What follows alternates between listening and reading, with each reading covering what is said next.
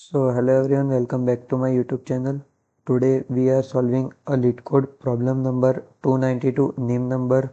Now at first this problem look like a game theory or dynamic programming problem, but surprisingly the entire solution is on just one line.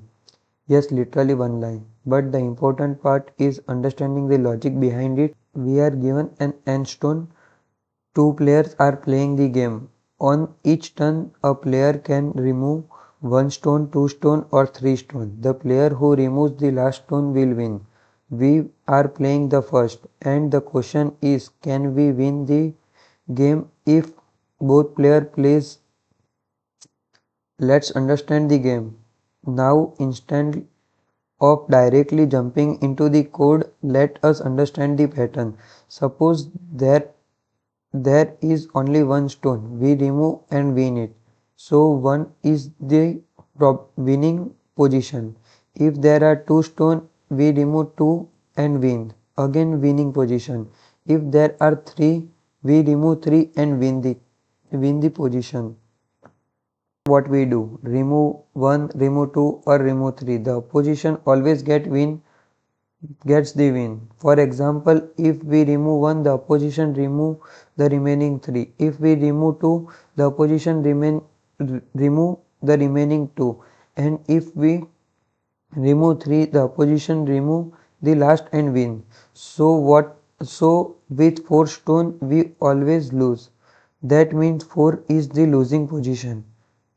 Now let move ahead. If there are 5 stones, we can remove 1 and leave the 4 for the opponent. And we already know 4 is the losing, so 5 become winning. If 6 stones, remove 2 and leave 4, winning again. For 7 stone, remove 3 and leave 4, still winning. Now again 8 becomes losing, and now we can clearly see the pattern. Every multiple of 4 is losing the position because make whether we move with make, the opponent can always bring the game back to the multiple of 4. So if n is divisible of 4, we lose the game. Otherwise not. We win. The code is as shown for the one line. This is the code for the solution. The code explanation. Now let us understand the code.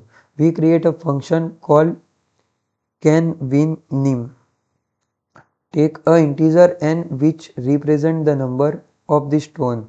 Now inside the function we are simple to check. We are simply to check n is modulus of 4 is not equals to 0.